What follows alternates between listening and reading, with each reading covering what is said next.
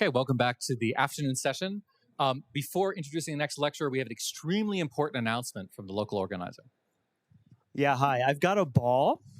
So the story is, first of all, I may have told some of you about this ball last night, and I may have said that it was a volleyball. This is totally wrong. This is obviously a soccer ball.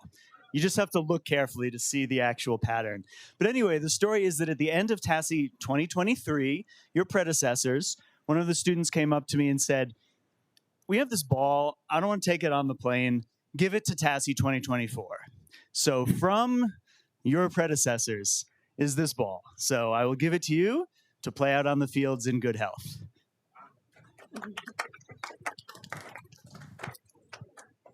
So with that extremely important announcement, really great to have Tien who we served together on P5, so you can ask her about that process too. She's from the University of Oregon and is going to be telling you about dark matter, both the evidence that it exists and opportunities to maybe discover it in my lifetime. Yes? Hopefully. Great. Well, thank you all for being here.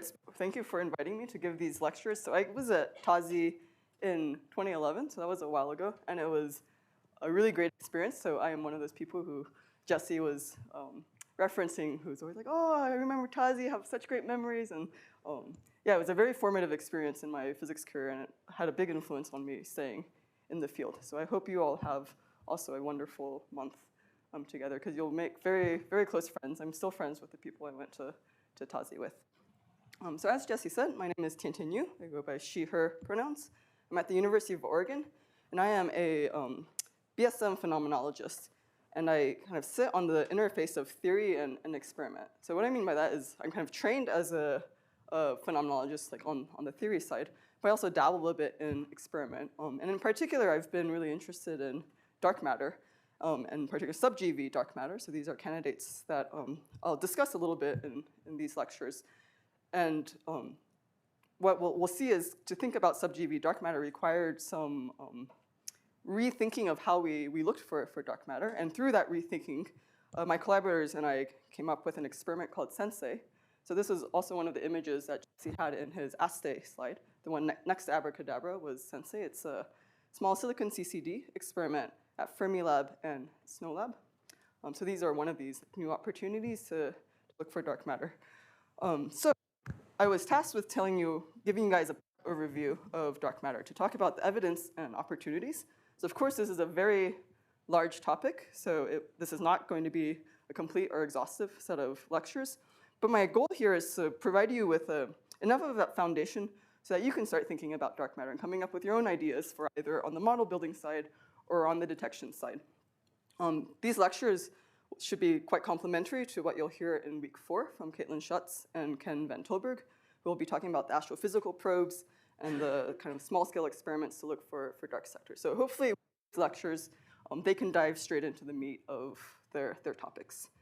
Okay, so kind of my general format, so it kind of depends on how many questions you guys ask and how fast I go.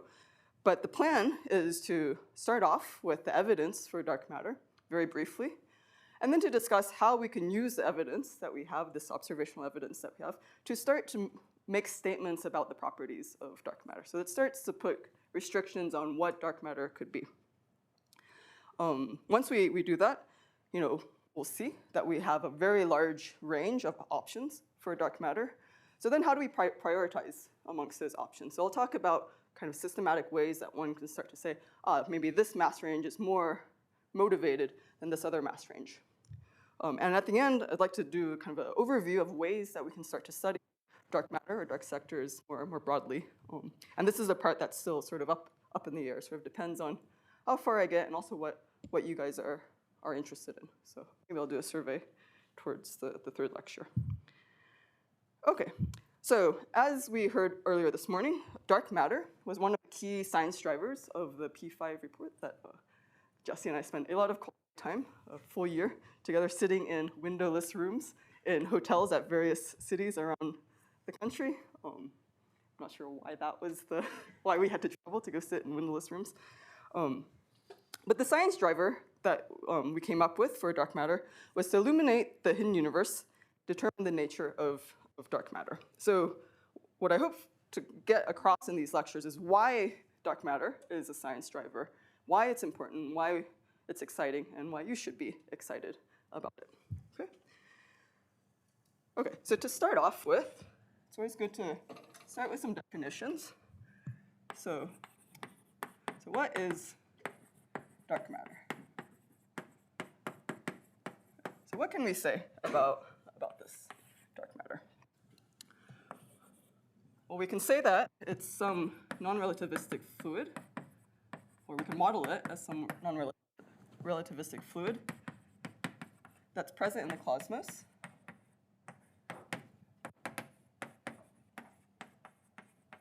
Okay. And if the font size, okay, it might get smaller as I go on, so if it starts to get too small, please. Yeah, you probably don't want please, small. That's probably okay, but you probably don't want small. Don't want smaller than that, okay. Because I'll start to, okay. When I do get smaller, please say something, and I'll try to do the plus sign. Okay, so we can model it as this non-relativistic fluid. We have observational evidence across many, many scales. Why we are fairly convinced that it is there, and why we spend so much time and effort to study it. So we have observational evidence across many scales. Okay, so what kind of evidence am I talking about? So we can start, like I said, it's from across many scales. So at the smallest scales, we have the galactic rotation curves, which we'll go into in a bit.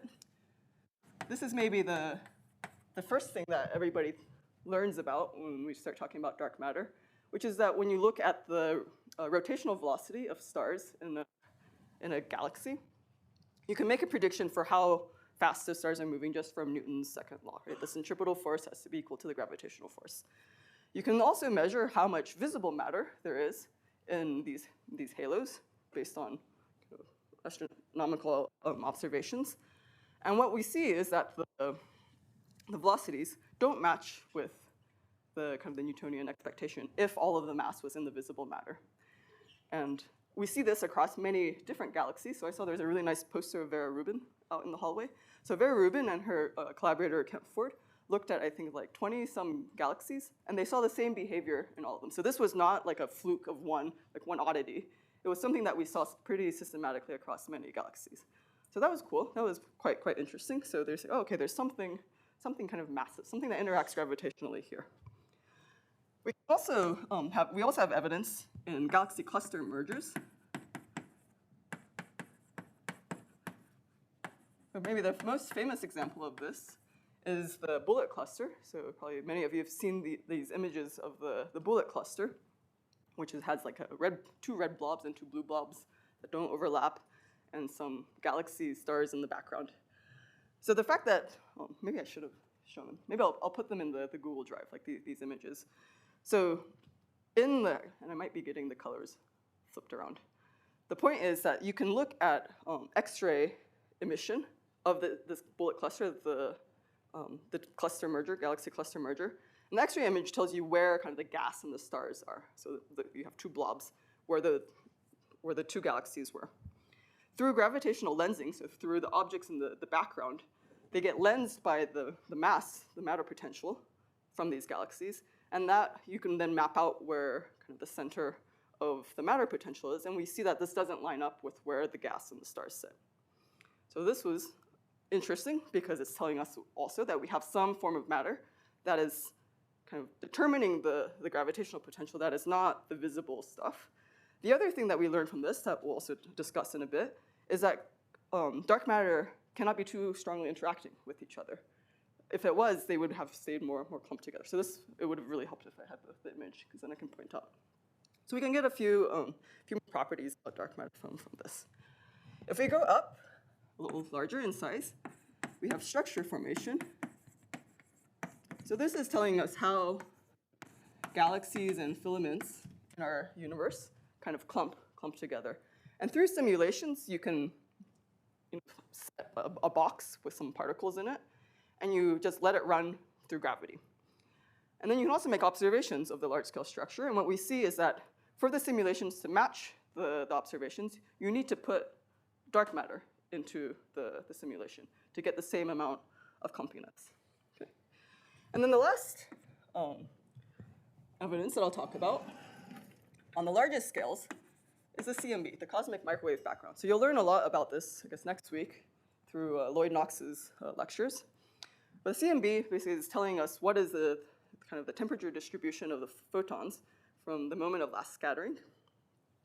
And this is related also to the gravitational potentials. And what we find out from the CMB is that we need some additional form of matter, which we call dark matter.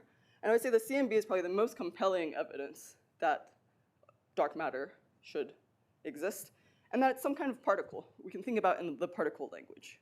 Okay? So the point here is that we have this evidence for dark matter. Maybe if you just looked at one of these, you can come up with other explanations that we don't understand gravity or something like that.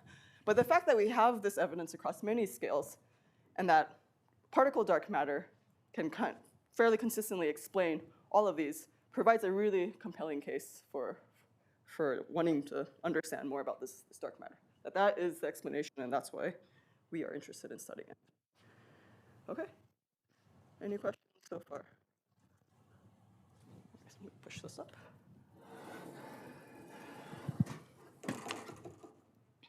Oh, actually, let me write one more thing on the bottom here. Okay, so all of this, this evidence here was relying on one thing, on the gravitational effects.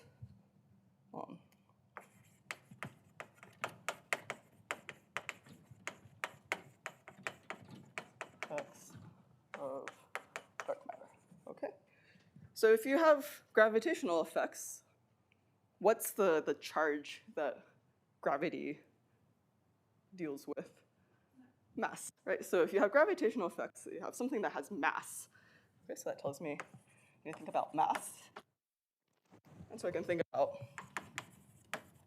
matter. So this is kind of where we get this dark matter. Okay, so where are we now? We have all this evidence that there's dark matter.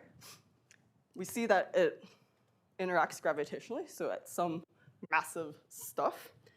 So what other properties does this dark matter need to satisfy? Right here, it's okay.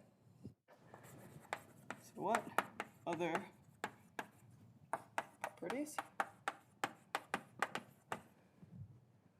must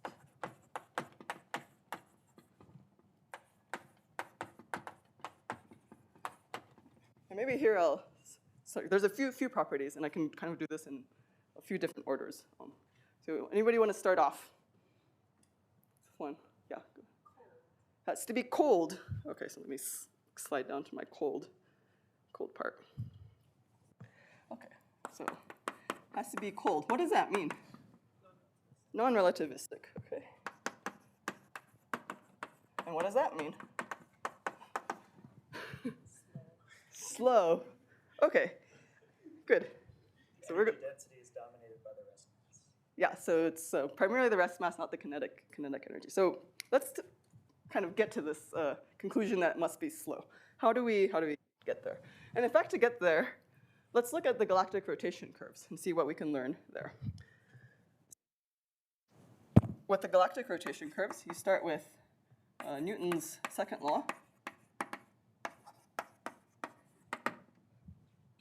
What does Newton's second law tell us? Well, it tells us with the circular velocity, there's a mic going out. It seemed like it was a tiny bit cutting in and out. Let me switch with the other one. Or maybe it's, I can pin it to a different spot on my, because I noticed that in Vincenzo's lecture was also going up.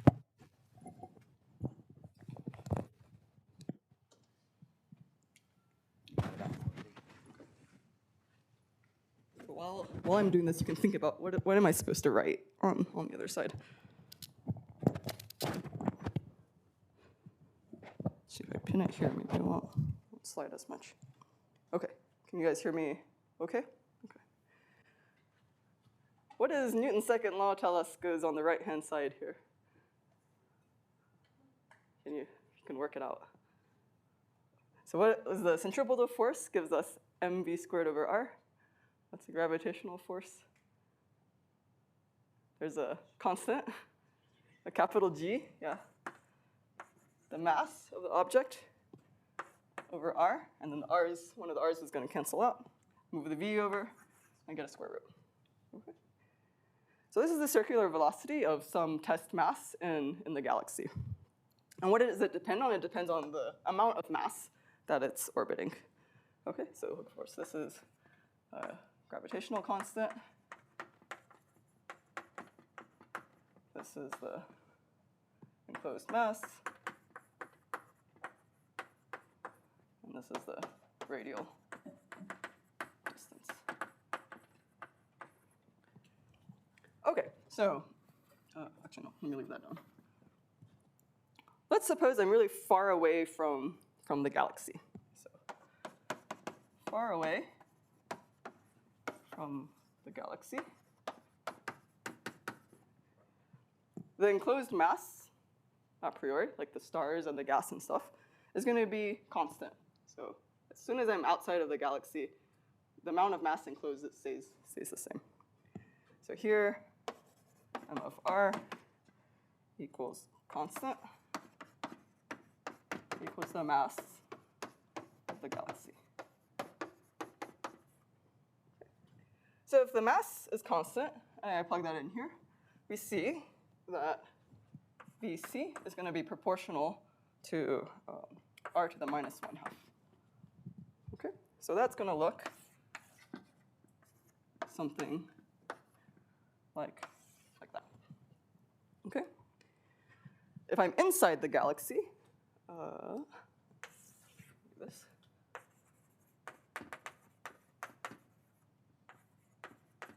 Things are going to be a little bit different.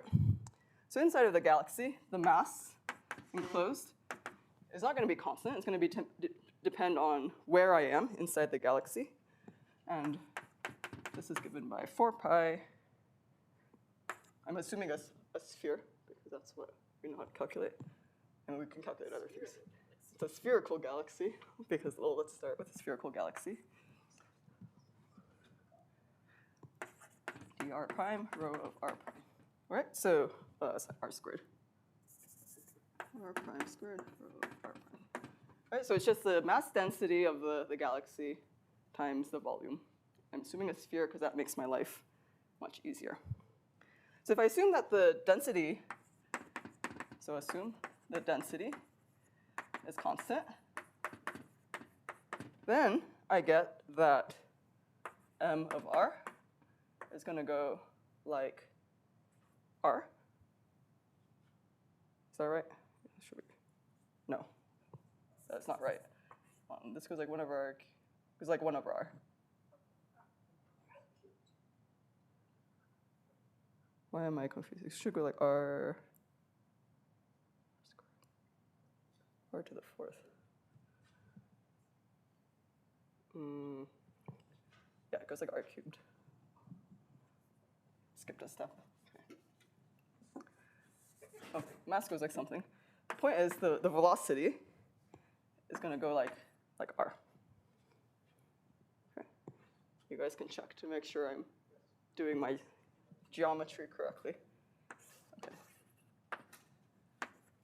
So what does that look like? So I get something that looks like that. Okay.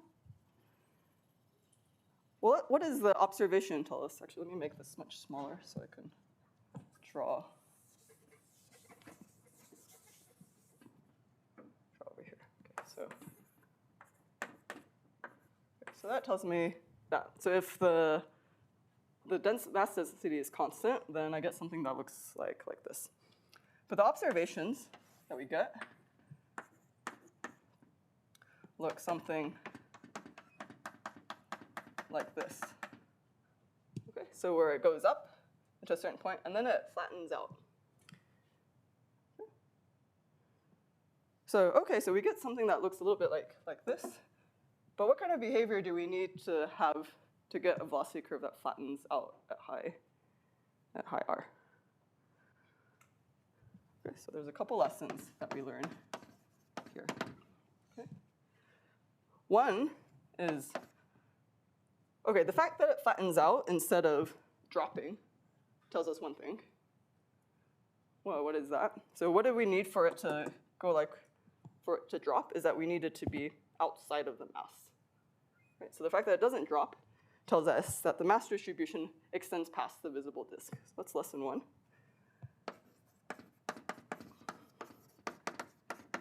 It extends past the visible disk.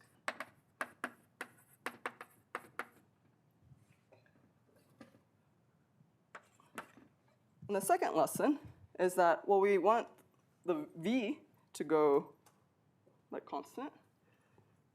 If we want V to be constant, we see that if the mass goes like R, we get a constant value. So that mass goes like R. And what does that imply about the mass density? That it goes like 1 over R squared, if we assume, again, a sphere. So that tells us that the density goes like 1 over R squared.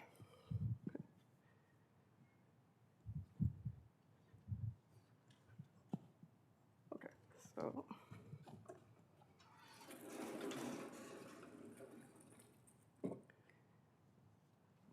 from measuring, so looking at several of these galaxies and measuring the stellar kinematics, we can start to get the total mass of a halo.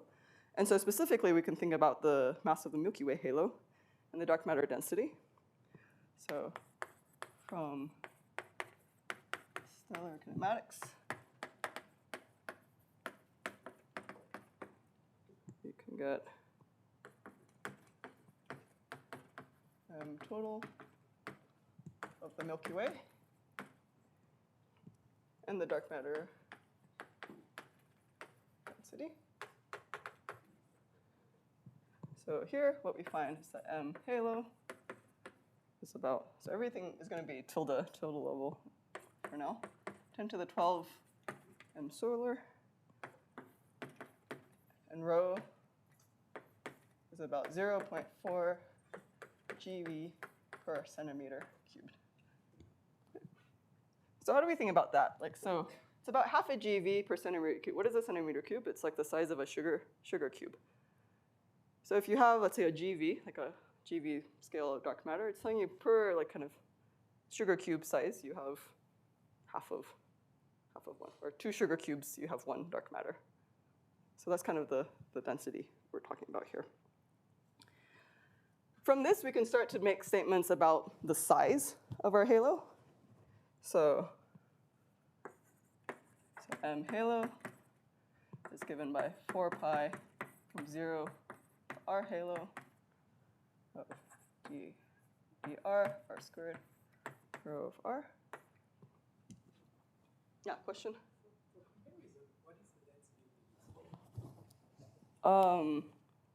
Guess it depends on where. Can you repeat the question? Yeah, sorry. The question was, for comparison, what is the density of visible matter? Average. It's not 1/5 like the cosmology. Yeah, it's much more. But I don't have the number. Does anybody know the number off the top of their head? You can think of like you. You're pretty. I mean, you can't go through yourself, so you're pretty dense. We're all not just you specifically. Like we're all dense. I think it is a compliment. Yeah. It means the genius. You're substantial. Like we're all substantial. Yeah.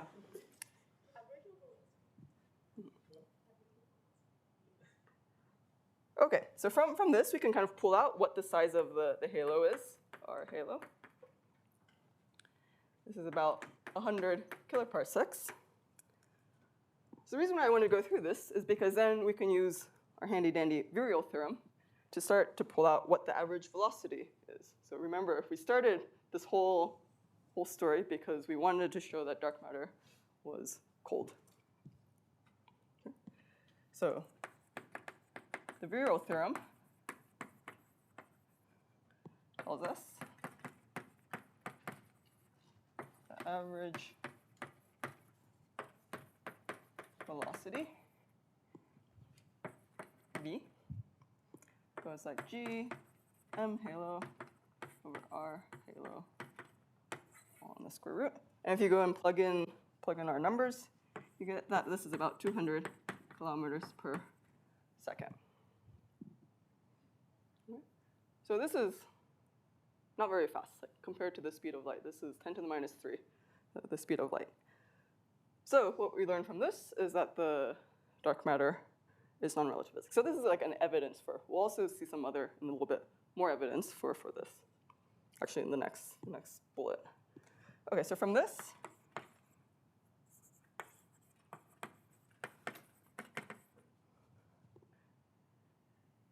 we learn that dark matter is non-relativistic.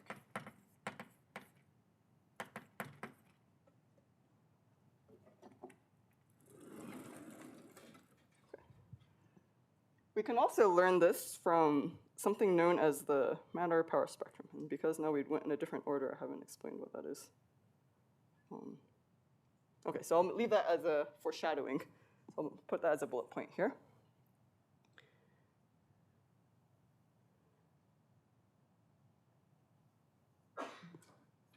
Okay, so if, so we can also conclude this.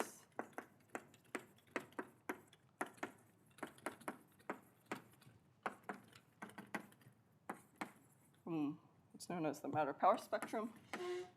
Delta of K. So I'll put a little asterisk, because I haven't told you what this is yet. And what we learned from this thing that I haven't explained to you yet is that if dark matter is relativistic,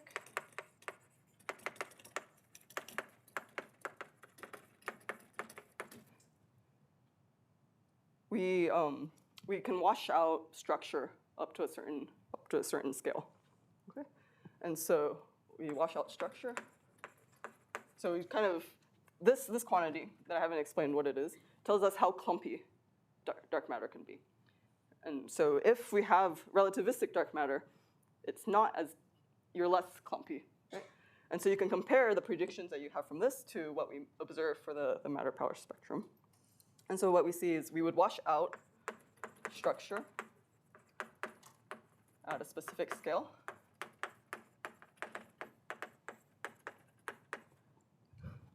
And then what this then means is that there would be some relative suppression.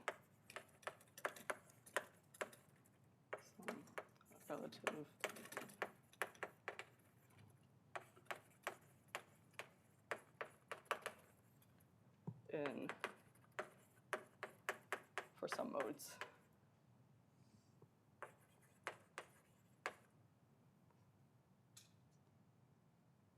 Okay, greater than some k star. Okay, so we're still on the fact, or this is kind of concluding the fact that one of the properties that dark matter must satisfy is it has to be cold, aka non-relativistic. We saw this, one argument for this was just kind of observationally looking at the rotation curves. Saw that they're not going super fast, about 10 to the minus 3, the speed of light. And then I said there's this evidence from this matter-power spectrum. So let's talk about that. Okay. So the matter-power spectrum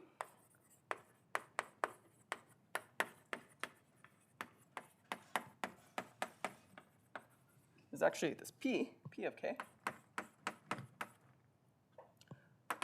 So what is it? It encodes the clustering of dark matter.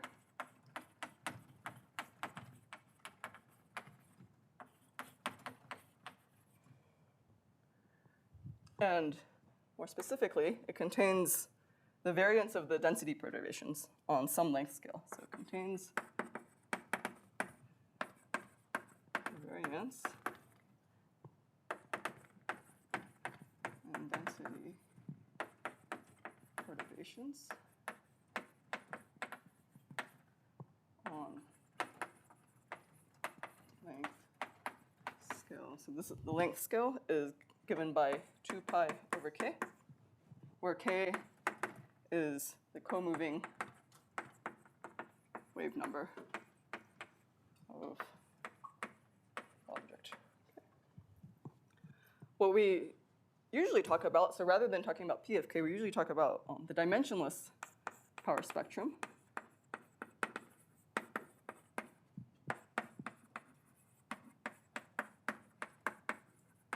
Which is given by delta, okay. So this is star connecting to that star. And this is defined as 4 pi k over 2 pi cubed p of k. And so it's just some numbers to keep in mind. So if delta of k is about 1, then we get some order 1 density fluctuations.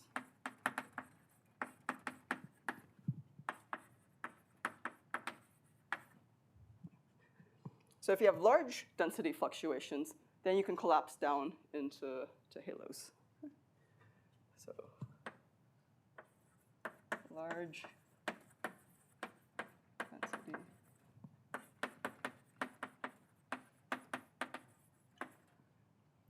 implies gravitational collapse.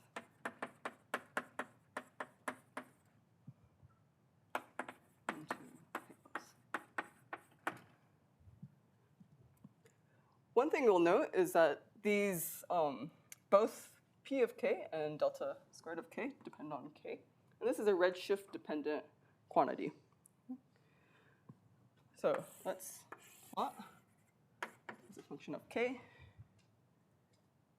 And I'm going to do delta squared of k. So I can plot something as a function of k. I can also think about this in terms of the temperature of the universe, okay, where temperature goes up if I go this direction. So what does that mean? If temperature is higher, I'm looking further back into time.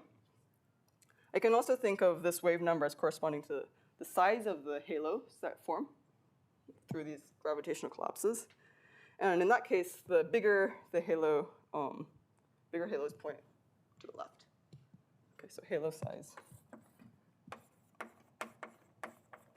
goes that way, and temperature goes that way.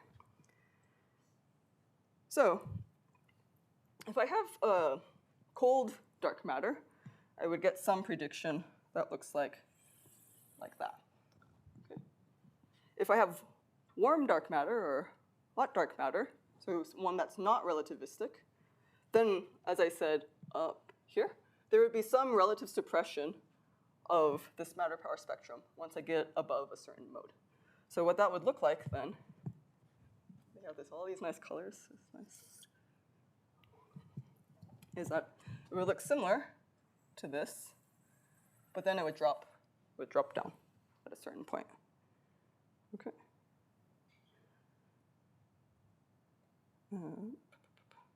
What we have is observations from, so we have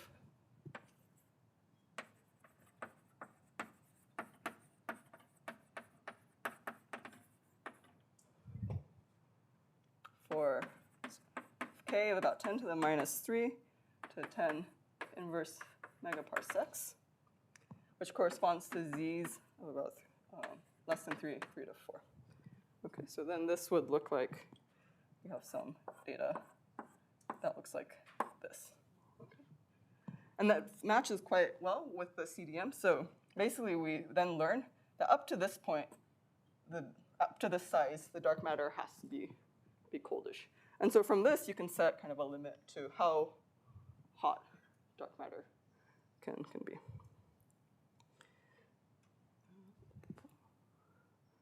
So this is if you have a warm dark matter.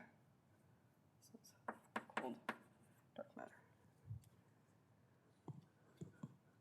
Sorry, it looks like we only have data in the region where we can't discriminate between them two. Yeah. So we have data that looks like this. So that puts a condition on the warm dark matter. So you could have a theory where this cutoff, the suppression happened earlier, but then it would be inconsistent with the data. So it's telling us the suppression has to happen at least at these scales or higher. But you still could have warm dark matter when cold. Yeah. For a certain fraction. Yeah, question? So the redshift also kind of goes this way. So you can think of temperature and redshift as being related. Right, redshift is just telling me how far back in time am I looking. And so you can have structures of different sizes. So for example, this could be around like cluster halo sizes. So cluster.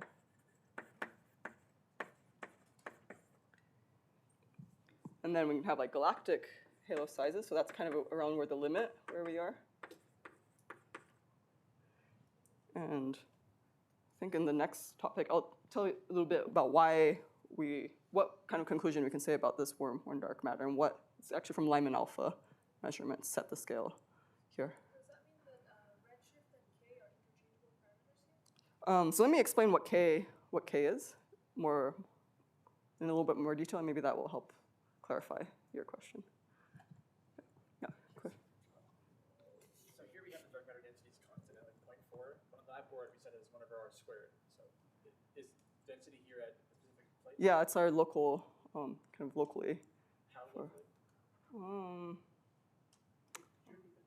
Sorry. So the question was, I made some statement here that the average density was about 0.4 GeV per centimeter cubed. Whereas over here, when I talked about the rotation curves, I said, oh, just based on the observations, we saw that for this flat rotation curve, that the density dropped like 1 over r squared. And then I said this average density is kind of like our local average density. And then the question was, how local is that? And I would say it's within our galaxy, Milky Way galaxy. So there's been more, so there's some debate about this value. Where did I put it? Up there. There's some debate about it. We have now with like the Gaia catalog, we can start to make more precise statements about what this is. And so the Gaia catalog is kind of our local environment in the Milky Way as well. Okay, but to get back to the question about what is K?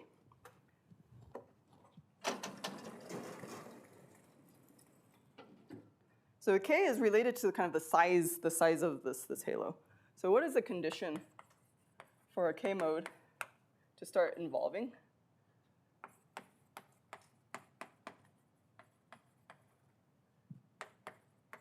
Well, we have to relate it to the size of Hubble. And so K mode starts to become important when it's comparable to Hubble, which is going to be a function of redshift over 1 plus c. So we can also think of this as meaning when a physical mode size 2 pi a of t, where a is the scale factor over k, equals 2 pi over k times 1 plus z. So just putting in the definition of a, has to be less than the horizon. So this is the horizon.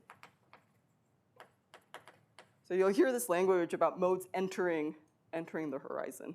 So this is the condition that you have. So if you have earlier evolution, meaning it enters into the horizon earlier, this corresponds to something that entered at higher redshift. If it entered at higher redshift, it starts to become important out here, which are larger halo, or larger density perturbations, which lead to larger halos, because it's had more time to start to clump stuff together. So we have larger density perturbations.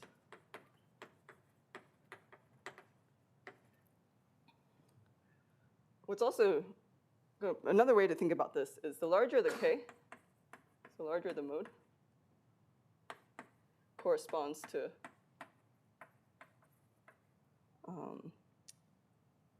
smaller scales. I might have just said this one backwards.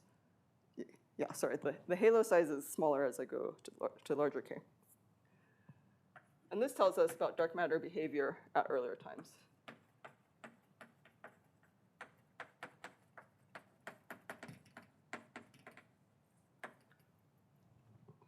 Okay, so this then gets me to a second property that dark matter has to satisfy. But before that, Is this assuming a matter-dominated universe, or does it change with a lambda-dominated universe? um, Depending on the modes? Can you repeat the question? yeah. So the question is, does this statement matter on the composition of the universe? So is it when it's a matter-dominated universe? Does it still hold if, say, I was in a lambda-dominated universe or a radiation-dominated universe?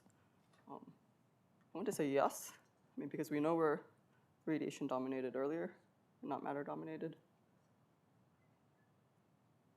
But let me get back to you on that. I think the answer is yes, but let me check. Okay. Yeah.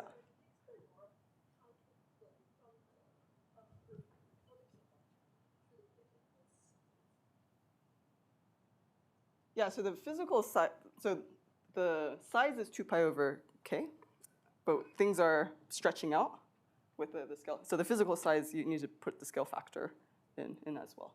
So then you get this quantity. And the size has to correspond to the Hubble patch. It needs to be smaller within a Hubble patch to start to evolve. If it was larger than that, then nothing happens. A is the scale factor, yeah. Okay. Anything else? Yeah. So following up on earlier question, when you have A of t scaling like 1 over 1 plus z, Yeah, so maybe I should put z here. sure. Z. Is that during a particular epoch of the universe? Like Yeah, I guess that has to be matter dominated because it would be a different exponent. Okay, so that probably answers your. Yeah, what would happen if it was radiation dominated? Then, so this would have a larger exponent, I think. And so I think it just puts a different criteria on K. Okay, so my answer was wrong. So it does depend on the evolution. And I think it just sets different requirements on this relationship here. Good. You guys are on top of things. Okay. Okay, so I said from this this matter power spectrum, we can make another statement about the properties of dark matter. So one property is it has to be cold, non-relativistic. The other property is that it has to be dark. Right? We have dark matter. So property 2, which all of this argument is leading to. And what do I mean by dark in this context? I mean with respect to the standard model interactions.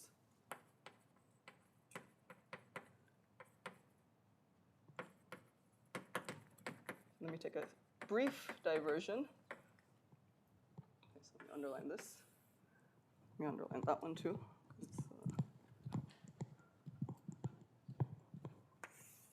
Okay, so we need the dark matter. We call it dark matter for a reason. Why is it dark? Well, first reason is when I was talking about all these observations, is that the dark matter is not luminous in the galaxies and clusters that they were observed today.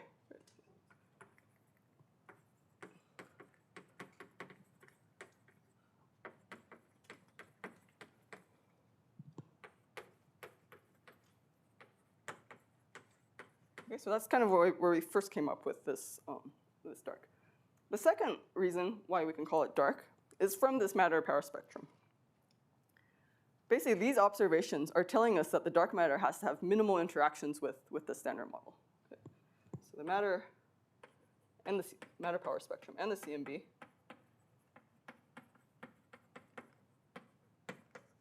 but since we're talking about the matter power spectrum, we'll focus on that. Tell us that the matter component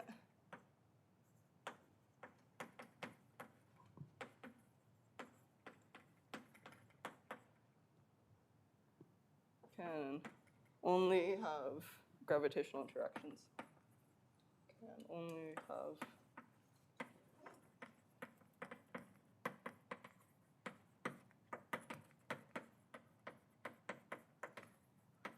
or minimal ones. Okay. So how do we get that from here? So if we had interactions of dark matter in the standard model, they would show up here in the following way. So if I had dark matter and standard model interactions at early times, this would, again, suppress power at large K.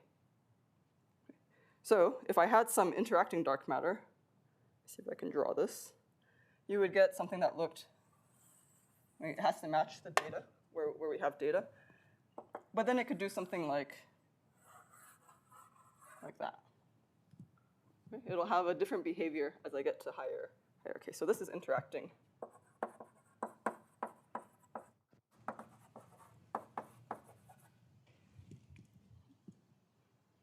And so by looking at these, this tells us then it sets a constraint on it that lambda squared of K tells us dark matter has minimal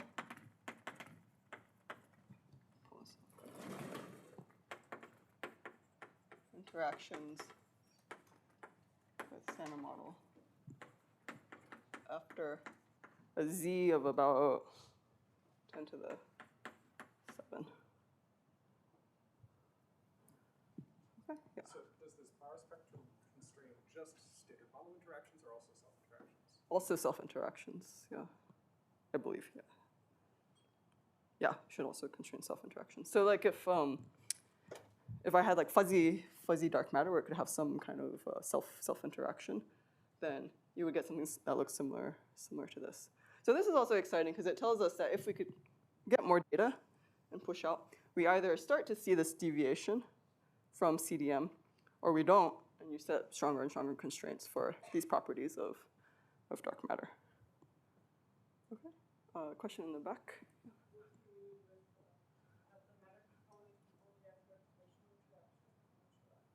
Yeah, so in this, it's saying if I had, yeah, so the question was, what do I mean by the matter component can only have gravitational interactions? So in this case, specifically, I mean if the dark matter and the standard model interacted in a way that was not through gravity, like through a different force, this would show up in this suppression of the power spectrum. Or, as Austin was asking, if the dark matter had self-interactions within itself that were not just gravity, this would also show up as a suppression in the power spectrum. Okay. And this is like an interesting question because if you have some more complicated dark sector, you might expect there to be interactions. Okay, a question? Yeah. By interacting DM, do you talk about decay of dark matter, or you talk more about scattering? What type of interaction are you thinking about when you say interacting? Okay. Yeah, so the question was, what do I mean when I mean interacting dark matter here? And here I was, thinking about it could be scattering or just some process that allows the dark matter, like if you have a 4-point interaction with dark matter or something like this. But not number changing. That I would have to check. So number changing, I need to check if that counts. So maybe post this on the Slack so I don't forget to check. Yeah, Oliver. I was just going to say, there's this other question about the relationship between A and 1 over 1 plus C. Mm-hmm. I think that is independent of what sort of stuff is in the universe. It's just a kinematic statement about how the cosmological redshift works. I think that's just... Okay, I shouldn't know this off the top of my head. Okay, so the conclusion, we go back to this question of whether or not this statement about the mode sizes depends on the composition of the universe. The answer is no. Just A equals 1 over 1 plus C. A equals 1 over 1 plus C is a... It does depend because there is a dependence on the horizon, how the horizon goes. So Yeah, the horizon goes, yeah, I guess the evolution of H depends on the so matter content. difference So when the- the modes and Mhm. as the modes are in any Yeah, so I kind of went the wrong direction. So the left-hand side of this equation doesn't depend on the composition of the universe. The right-hand side does. So at a given moment, h is some number, but how h evolves with time will depend. Yeah.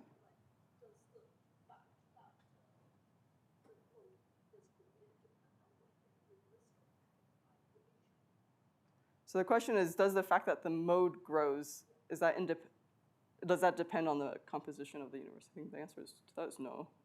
It's always going to, as long as it's smaller than the horizon, it can evolve.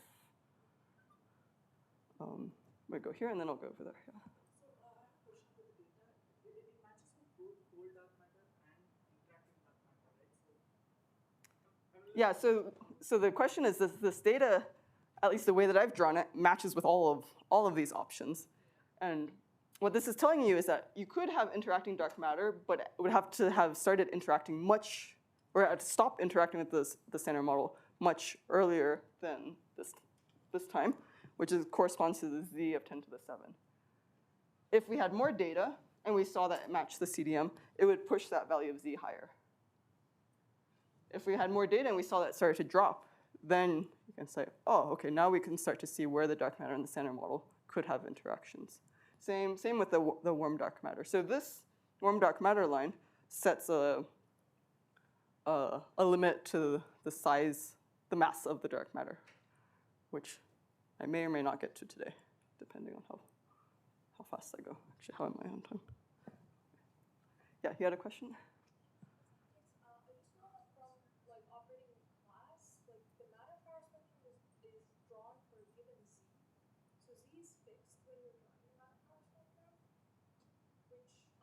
Makes me believe that the relation between modes entering and the modes that are drawn by the matter power spectrum is not holding to all the modes. I'm a little confused by that. I just know that in class, like for drawing a matter power spectrum, you give like It's at a fixed z. you have to fix z, and then it gives you the matter power spectrum for a range of k. Okay, so the statement is that when there's a computer code called class that will generate this for any kind of cosmology that you stick into it. When you do that, it's at a fixed z. So I believe this is then telling us, so I think this plot itself, yeah, is at a fixed z, and it's telling us which modes were active for that fixed z. Well, I think there's going to be modes that, yeah, I don't know. Okay. This is getting to the limit of my knowledge of cosmology as well. I'm always confused. Like, this is why I ask the questions, because personally, I'm always confused if you're drawing the matter power spectrum for a fixed z, which I know that class does that, then I always get confused, because if I go like far back enough, then some of these modes, like some of these clusters, like weren't even formed yet. Yeah. So I always like get confused on like how far back I can go or what exact dependence on z is. Yeah, let me think about this. This is probably also a really good question for Lloyd next week. He can probably spit out the answer right away. I have to think about it. Okay.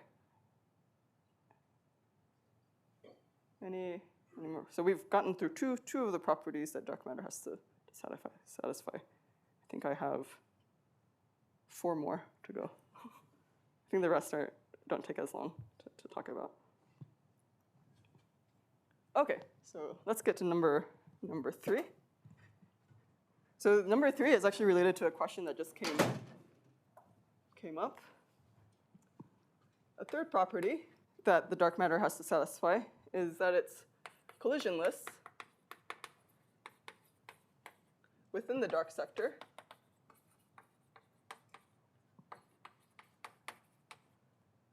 on large scales. So this could be like the interactions of the dark matter within the dark sector. Right, so again, why? Well, we just discussed that non-gravitational interactions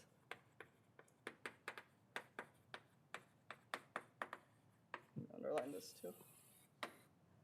Non-gravitational interactions within the dark sector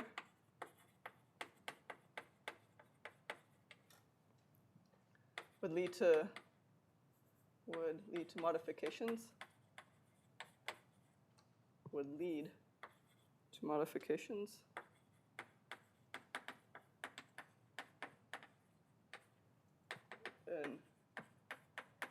matter power spectrum here.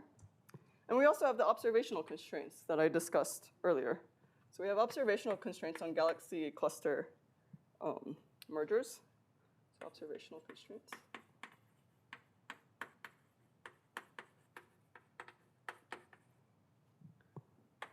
On galaxy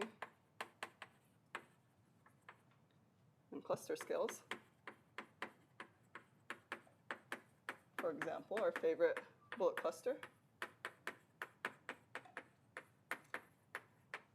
And maybe I'll leave this as an exercise, and I'll write out the actual problem in the notes that I upload. But one can then work out that from these observations, we get that the self-interaction, let's say chi-chi to chi-chi, and the unit that we like to use is sigma over m. Now I've switched notation. Chi is the same as dark matter here, dm. That this has to be less than about 1 centimeter squared per gram. Okay, so you can work this out as a problem. So that's property number 3. Another property is that, well, we have dark matter now. It's still around. So what does that tell us? It tells us that dark matter has to be stable, at least on cosmological timescales. Okay. So, at least.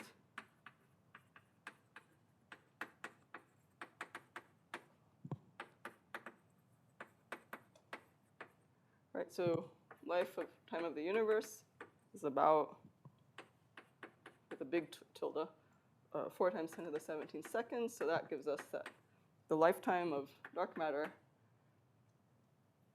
sorry, the decay with the dark matter has to be less than 10 times 3 times 10 to the minus 8 inverse seconds. And the fact that it's stable can give us some guidance on the model building side. So one way to make dark matter stable is to impose some kind of symmetry that it needs to satisfy. So to impose some symmetry, or an approximate symmetry, because it could decay, but it has to decay very, very slowly.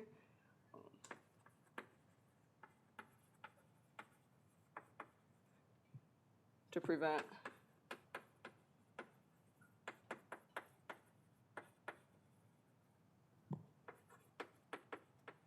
decay. So this is an exercise that someone who has an affinity for model building can try to do. So for example, here's another problem to think about.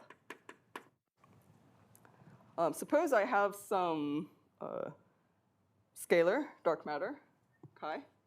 So scalar dark matter, that's a triplet of SU2.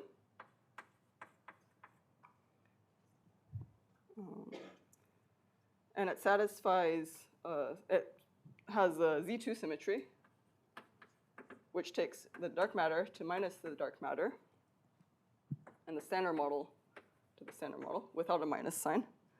What is the kind of the minimal Lagrangian, all the allowed interactions one can write down for this?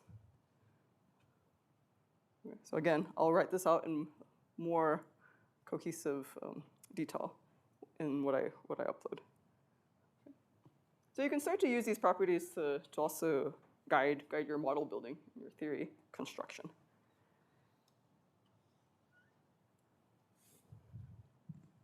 Okay, so come back here.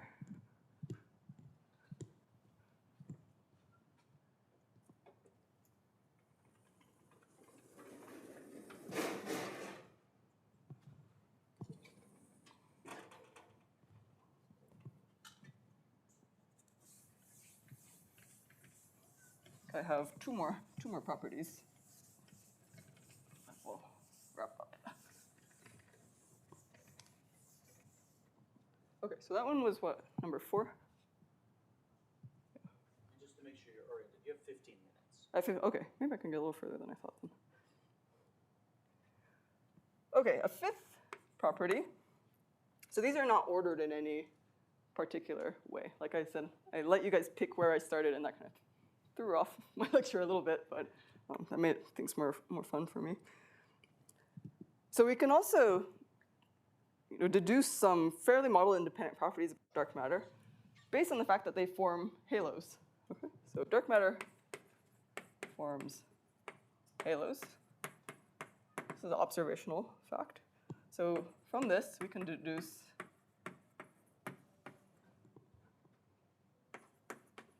some general, fairly model-independent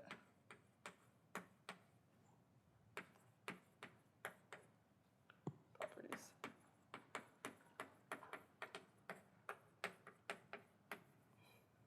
About dark matter. Okay, let me get another piece of chalk. Sorry, can I a bit bigger? Okay. Because there is background noise. Okay. So yeah, because of okay, I will increase the font size. Okay. So as an example for what I mean by this is, suppose we have some ultralight scalar dark matter. We have ultralight. Is this okay? This size.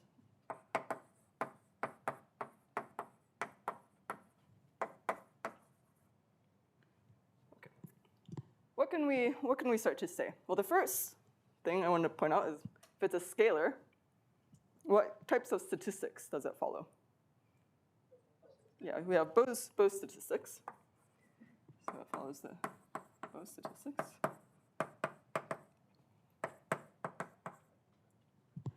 What is kind of unique or nice about bosons?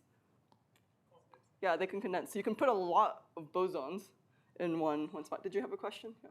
Yeah, so at what mass scale do you mean by ultralight? So we're going to see. Okay. Yeah, less than an EV. Okay. But, yeah.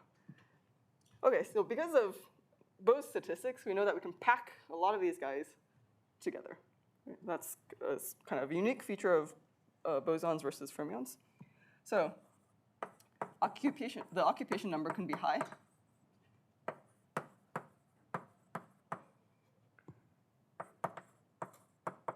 What do I mean by this? So what do I mean by the occupation number? I can think about a de Broglie volume. So this is a volume defined by the de Broglie wavelength of the particle. And I can think about how many dark matter are sitting in that volume. So what is the de Broglie wavelength? You guys remember? It's the one related to the momentum. Yeah. So I can think about it as 2 pi over the momentum of the dark matter, and chi over v, roughly speaking.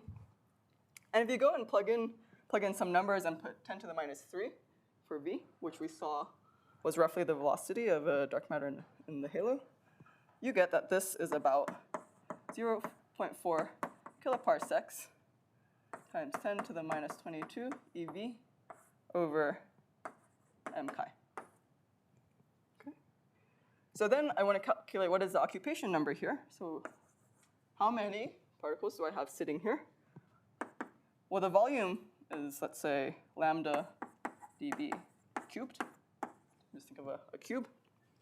And then I need to multiply it by the number density of dark matter. Okay, rho chi over m chi. So again, if I put in 0.4 GeV per centimeter cubed here, and I have this value for lambda dm, I see that I get something like 10 to the 94 times 10 to the minus 22 eV over m chi to the 4th.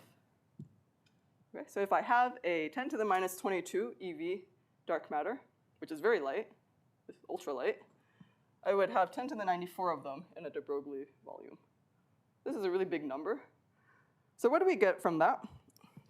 The fact that this is a lot bigger than 1 means that rather than thinking about each individual particle, we can think of the whole collective, and we can treat this as a classical field. So that tells me we can describe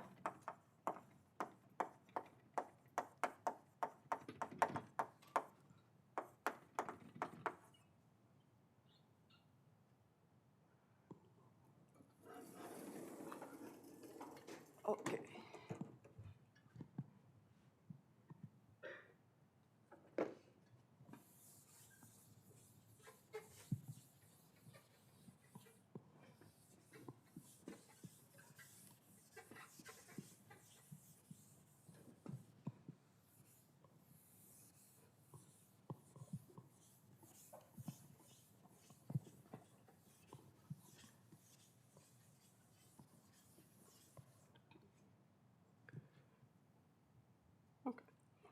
So I started this discussion by saying, the fact that dark matter forms halos can give us some information about the properties of the dark matter. So let's come back to this idea of the halo. So the stability of the halo can give us some information about the properties of this dark matter. So the stability of the halo, in fact, is set by the uncertainty principle.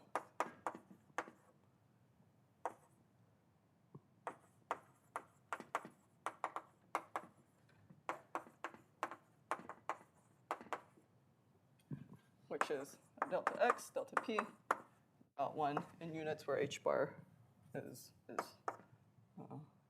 one half. Okay. So in this case, what is delta x? So delta x here would be about twice the radius of the halo. So that's the size scale that I'm talking about. And delta p is given by m chi v. So the fact that we have this uncertainty principle relationship, we have an expression for delta x in terms of the size of the halo, delta p in terms of the mass and the velocity of the dark matter. We can start plugging in some numbers. So for example, if I take the size R halo of a dwarf galaxy, which is about kiloparsec in size,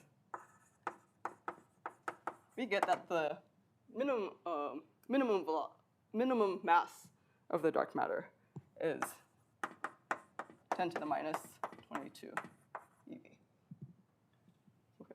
We can also kind of see that from this argument here, the de Broglie wavelength, where I put in 0.4 kiloparsecs up there. And one way to think about that is that you need the dark matter to fit inside the halo. Right? If the dark matter was lighter than 10 to the minus 22 eV, its de Broglie wavelengths would be longer, and it would no longer fit inside of the smallest halos that we know contain dark matter.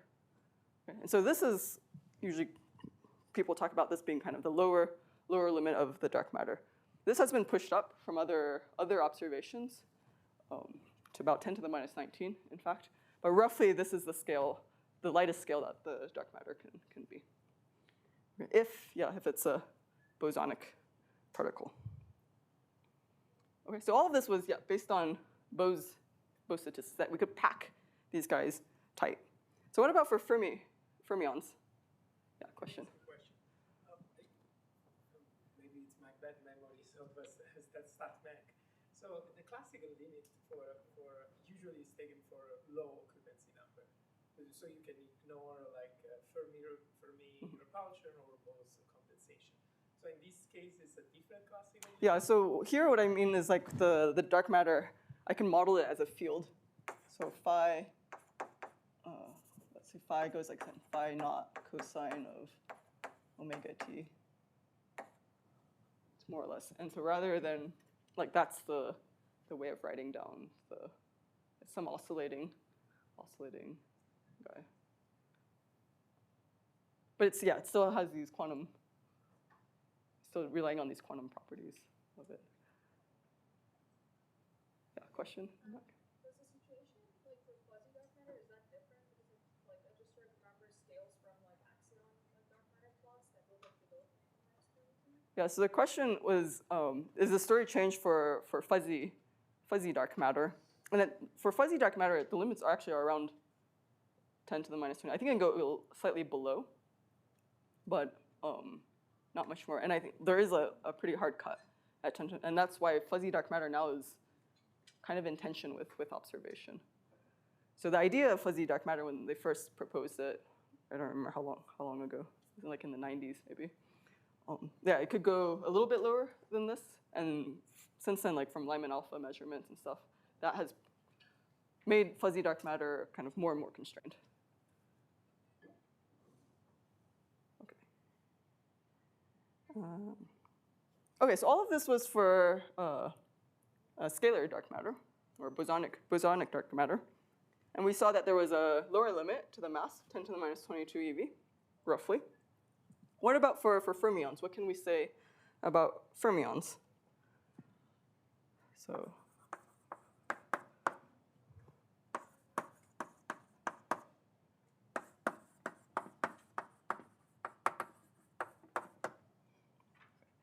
for fermions, we don't have Bose statistics. We have Fermi statistics. Okay.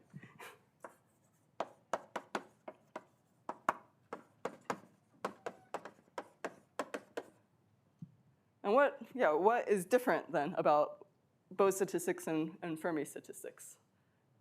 What is this? What's it doing? Yeah, Pauli is excluding fermions. So fermions don't like to clump. They like to stay away from each other.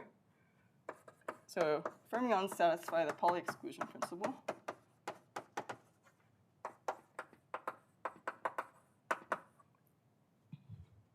And so let me write down now the kind of the phase space density for fermions, x in terms of x and p. And this has to be less than g h bar cubed, where g is the number of spin and flavor states of whatever object I'm looking at. The local dark matter density, I'm at fermions, so I can go up to here.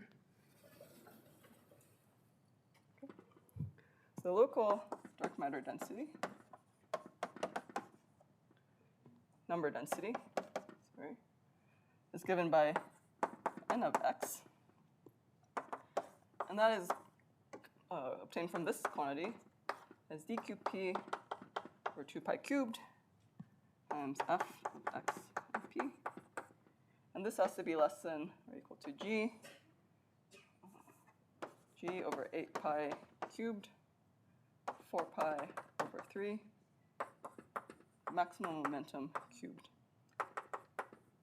That's the maximum number density. P max. Okay. Yeah.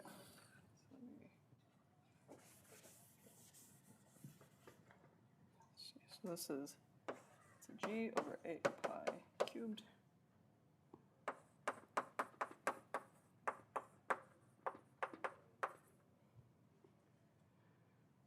And this is here, P max is the maximum possible momentum. It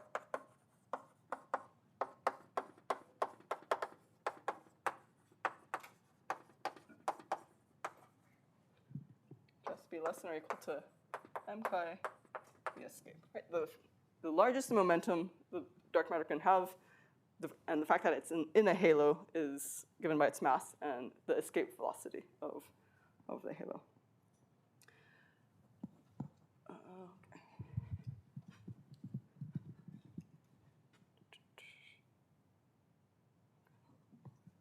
Can fit on one panel here. Just about 2 minutes left. Okay.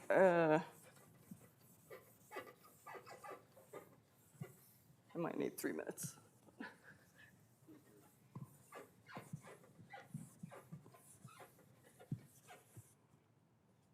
Okay, so now let's consider some virialized halo.